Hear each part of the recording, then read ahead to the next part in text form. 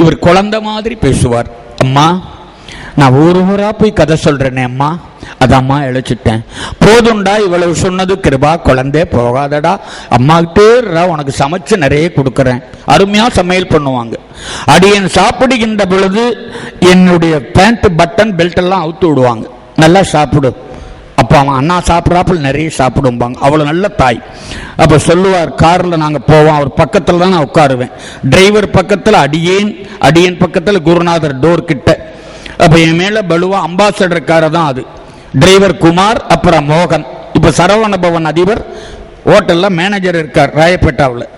அப்போ சொல்லுவார், அழுவார், தம்பி சாமி, ஊர்ல எல்லாரும் என்ன கிளம்னு சொல்றாங்களே தம்பி, அம்மா பார்த்தியா குழந்தைங்குதுப்பா. அவ்வளவு ஆனந்தமா தாயிட்டு இருப்பார். அடியேன்னு என் தாய் அப்படித்தான் வணங்கினேன். 87 வருஷம் 88 வருஷம் எங்க அம்மா இருந்தாங்க. அம்மா 100 வருஷம் இருந்தாங்க, வாரியாருடைய அம்மா.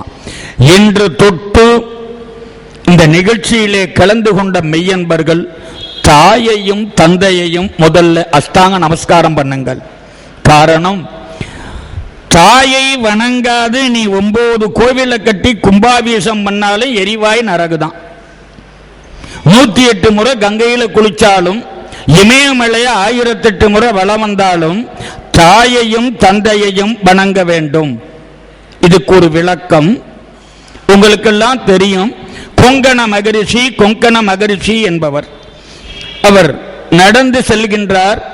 நடந்து செல்கின்ற பொழுது ஒரு கொக்கு பறந்து போகுது. கொக்குக்கு பாத்ரூம் கிடையாது, கொக்கு ட்ரெஸ் போடுறது கிடையாது. அது பறந்து கொண்டே எச்சமிட்டது. கொங்கணர் சிரத்திலே பட்டது.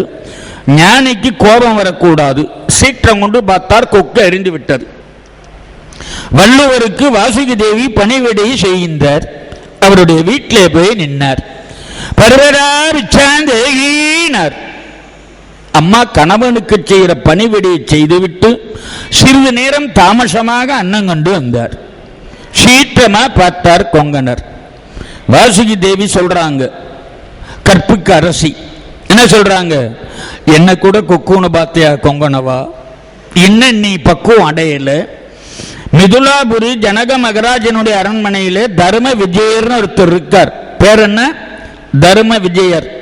அவர்கிட்ட போய் நீ ஞானம் பெற்றுக்கோன்னா. கொங்கணருக்கு எப்படி இருக்கும்? கொக்கு எரிஞ்சது வீட்டில் சமையல் வேலை பண்ற பொம்பளை எப்படி பார்த்தா இவ கற்பு காட்டி கொடுக்குது. உடனே நேர போனார். தர்ம விஜயர் எவ்வளவு பெரிய ஞானின்ட்டு. அவர் போனா கசாப் கடை, ஆடு வெட்டிட்டு இருக்கார், கறி வெட்டி விற்கிறார். உடனே கொங்கணரை பார்த்தார் தர்ம விஜயர். கொங்கண மகரிஷி, அம்மா அனுப்பிச்சாங்களா, இந்த கறியை வெட்டுறதை பார்த்து என்ன எடை போடாது, இந்த கத்தியும் நானும் ஒன்றும், கத்தி தானா செயல்படாது, அதை இயக்குனாத்தானே இயங்கும். அதே போல நான் இந்த ஆட்டை நான் வெட்டலை, இனி ஒருத்தன் வெட்டிட்டான், வெட்டினதை வாங்கி கொண்டு வந்து என் குடும்ப ஜீவிதத்துக்கு இந்த கறியை விற்கிறேன். இதானே தவிர நான் சுத்த சைவம். நீ பக்குவப்படலை. அம்மா சொன்னது, உன்னை பெற்றெடுத்த தாய் தந்தையரை பரிதவிக்க விட்டு விட்டு நீ ஞானியா வந்தா எப்படியா வீடு திறக்கும்? கிடைக்காதுன்ட்டார். எனக்கு பெற்றெடுத்த தாயும் தந்தையரையும் பிறவி குருடர்கள். எனக்கு வாய்த்த மனைவி உத்தமி. என் தாயை காலையிலே எழுந்து காலை கடன்களை முடித்து அவளை நன்னீராட்டி மாற்று உடை தந்து இந்த உடைகளை துவைத்து போட்டுவிட்டு அவ பணிவிடையை தொடருவாள். நான் என் தந்தைக்கு செய்வேன். இதுதான் நான் செய்யக்கூடிய பக்தி. வேற கோயிலுக்கு போகல, ஒத்த காலில் நிக்கல, சருகு சாப்பிடல, இந்த தவத்தை தான் செய்து நான் உயிர் பெற்றேனார். நீ உன் அம்மா அப்பா போய் பாருனார். அப்புறம்தான் கொங்கண மகரிஷி வீட்டில் வந்து தாய் தந்தைகளுக்கு பணிவிடை செய்து திருப்பதியில் போய் சமாதி அடைகிறார்.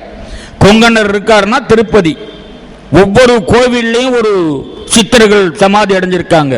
திருவான்மையூர் எடுத்துக்கிட்டீங்கன்னா வான்மீகநாதர். இப்படி ஒவ்வொருவரும் ஒரு இடத்துல இருக்கிறாங்க.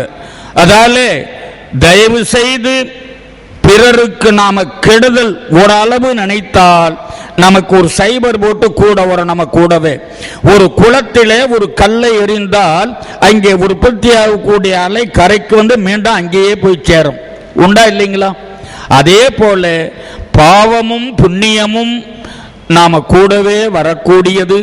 இந்த நிகழ்ச்சியை கேட்கக்கூடிய அன்பர்கள் தயவு செய்து தாயும் தந்தையும் நம்மளை எத்தனை வருந்தி வளர்த்திருப்பாங்கிறத நினைங்க. இப்ப அந்த குழந்தைகளை எப்படியெல்லாம் ஊட்டி வளர்க்குறாங்க, எவ்வளவெல்லாம் கஷ்டப்படுறாங்க. நாளைக்கு உடனே அம்மா அப்பாவை நிராகரிச்சா அவங்க மனம் எவ்வளவு வேதனைப்படும். நான் சில முதியோர் இல்லங்களுக்கு சென்று அங்க இருக்கக்கூடிய பெரியவர்களை கேட்பேன். ஸ்ரீபெரும்புதூர்ல ஒன்று இருக்கு, வெள்ளக்கேட்டுக்கிட்ட குமரன் முதியோர் இல்லம். அங்கே போய் 2 மணி நேரம் அவங்களுக்காக பேசுவேன், அவங்க ஆறுதலுக்காக. ஒரு ஐயா சொல்றார், எனக்கு மனைவி சின்ன வயசுலேயே இறந்துட்டா, அந்த குழந்தைக்காக நான் மறுமணமே செய்யலை. அவனை வளர்த்து படிக்க வச்சு எம்இ கம்ப்யூட்டர் சயின்ஸ் முடிச்சு எம்பிஏ முடிச்சு வெளிநாட்டுக்கு அனுப்பிச்சேன். வெளிநாட்டிலே ஒரு பொண்ணை கட்டிட்டு என்ன அம்போன்னு விட்டு போயிட்டான். இப்ப இந்த அம்மா கொடுக்குற 1000 ரூபாய் பென்ஷனை வாங்கித்தான் நான் சாப்பிட்டு இருக்கேன்.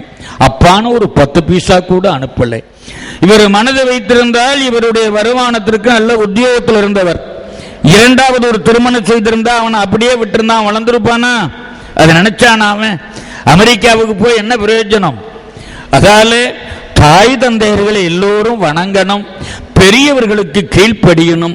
ஒவ்வொரு நாளும் ஒரு 5 நிமிடமாவது உங்கள் பொன்னார் திருவடிகளை வணங்கி கேட்கிறேன், நாம இன்னைக்கு என்ன நல்லது செஞ்சோம், என்ன கெட்டது செய்தோம், அதை எண்ணி பார்த்து நம்மளை திருத்தணும். நம்ம அடுத்தவங்களை பார்க்க கூடாது. நம்ம முதுவை பார்க்க முடியல, அடுத்தவங்க முதுவை பார்க்க கூடாது. இதைத்தான் வடலூர் வள்ளல் பெருமான் சொல்லுவார், உன் குற்றத்தை பார், பிறர் குற்றம் விசாரியாதேம்பார் வடலூர் வள்ளலார். ஏன்னா வள்ளலாற்ற ரொம்ப ஈடுபாடு அடியனுக்கு. ராமலிங்க சுவாமிகளை பற்றி தொலைக்காட்சியில 80 மணி நேரம் பேசியிருக்கேன். எத்தனை மணி? 80 மணி நேரம். அவருடைய பாடல்கள் விலை மதிப்பில்லாத பாடல்கள்.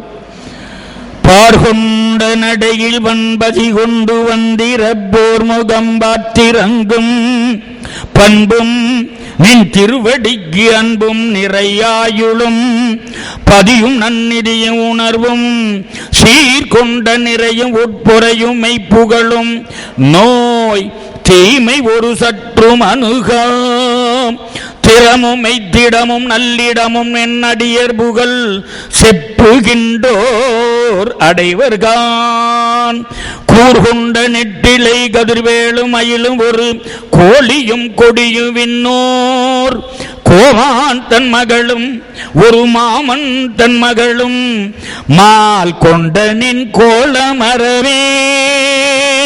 நான் வள்ளலாருடைய அருட்பா 3000 அருட்பா மனப்பாடமா பாடுவேன். ஏன்னா வள்ளலாற்று அவளை ஈடுபாடு. காரணம், வள்ளலாருடைய கருத்துக்கள் இங்கே விட அமெரிக்காவில் அதிகம்.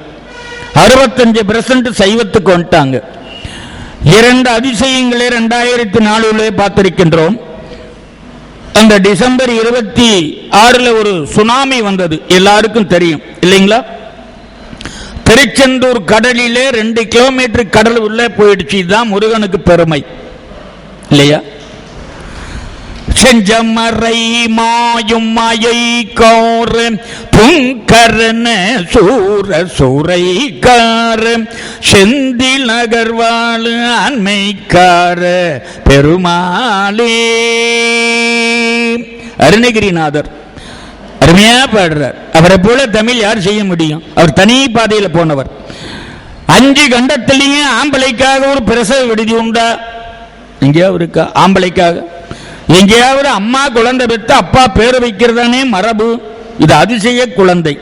அப்பா பெற்று அம்மா பேர் வைக்கிறார். அவர் ஒருத்தர் தான் ஆண்மகன். அதாலதான் கடல் உள்ளே போச்சு. இதே போல பினாங்கு, பினாங்கிலே ஒரு ராமலிங்க சுவாமியுடைய சத்திய சன்மார்க்க சபை இருக்கு. காளியம்மாள் என்ற தாய் நடத்துறாங்க. அங்கே வருடத்திலே 3 நாள் அடியன் பிரசங்கம் பண்ணுவேன். ஞான சரியின்னு ஒரு நாள், தெய்வ மணிமாலைன்னு ஒரு நாள், அருள் விளக்க மாலைன்னு ஒரு நாள். 3 நாள் 3 மணி நேரம் 3 மணி நேரம் கேட்பாங்க. அங்கே 3 மணி நேரம் ஒரு 1000 மக்களுக்கு மேல் உட்கார்ந்து கேட்பாங்க. அந்த இடத்திலேயும் கடல் உள்வாங்கி விட்டது அந்த வள்ளலார்ட்டையும். இதுதான் அந்த நாட்டில் நடந்த அதிசயம். அப்ப முருகனின் பெருமை என்ன? அப்பேற்பட்ட மெய்யன்பர்கள் எல்லாருக்கும் நேரம் ஒதுக்குறோம். கடவுளுக்கு ஒரு நேரம் ஒதுக்க வேண்டாமா? கடவுளுக்கு ஒரு நேரம் சொல்லுங்க. 1/2 லிட்டர் பாம் ஆயிலுக்காக போய் 2 மணி நேரம் காத்துக்கணும் இருக்கோம் ரேஷன் கடையில். சினிமா தியேட்டர்ல வெயில்ல நிக்கிறோம் இல்லைங்களா? பஸ் ஸ்டாப்ல நிக்கிறோம், ரயில்வே ஸ்டேஷன்ல நிக்கிறோம். பகவானின் அருளுக்கு எங்க வேண்டாமா? அருள் பெரின் துரும்பும் ஓர் 5 புரியும். இந்த அருளை பெற வேண்டும். அது யார்கிட்ட பெறணும்? அவங்கிட்ட பெறணும். அவனா கொடுப்பான் நமக்கு. அவனா கொடுப்பான் நமக்கு. வேண்டுதல் வேண்டாமை இல்லாதவன் பரம்பொருள். அப்பேற்பட்ட அந்த கருணையும் கடலாகிய சிவபெருமானை அகத்தும் புறத்தும் வச்சு நம்ம வெடிக்கணும்.